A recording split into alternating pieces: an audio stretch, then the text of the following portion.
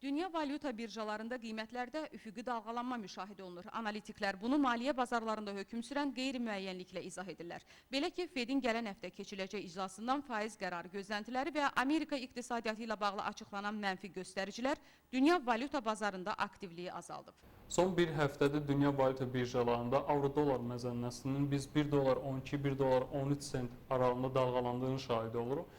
Ümumiyyətlə, avronun qiymətinin biz 1 dolar 0,7 sentə kimi ucuzlaşa biləcəyini proqnozlaşdırsaq da 1 dolar 0,9 sentə aşağı istiqamətdə qırmaqda çətinlik çəkir.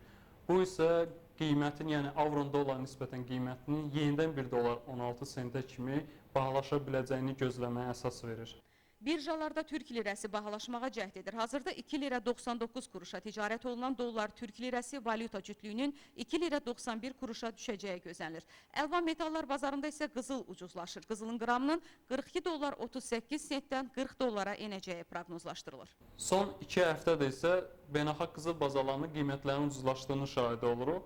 Hal-hazırda 1314 dollar ətrafında ticarət olunan qızılın bir unsiya üzrə qiyməti 1302 dollara kimi ucuzlaşarsa, əlavə olaraq 1280 dollara kimi də ucuzlaşa bilər. Ekspertlər istənilən qiymət dəyişikliyi şəraitində beynəlxalq maliyyə bazarlarının yeni yatırımlar üçün mənfəətli olduğunu bildirirlər. Bugün bazar iqtisadiyyatı şəraitində hər bir kəs daha gəlirli sahələr axtarışındadılar.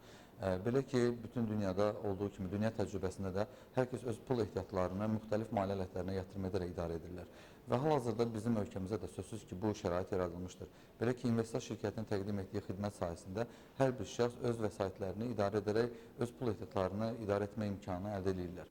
Mütəxəssislərin sözlərinə görə vəsaitləri passiv və aktiv investisiya vasitəsilə idarə etmək mümkündür. Passiv investisiya müxtəlif istiqrazlara, qiymətli kağızlara yatırımı və aktivlərin idarə olunması proqramında iştirakı nəzərdə tutur.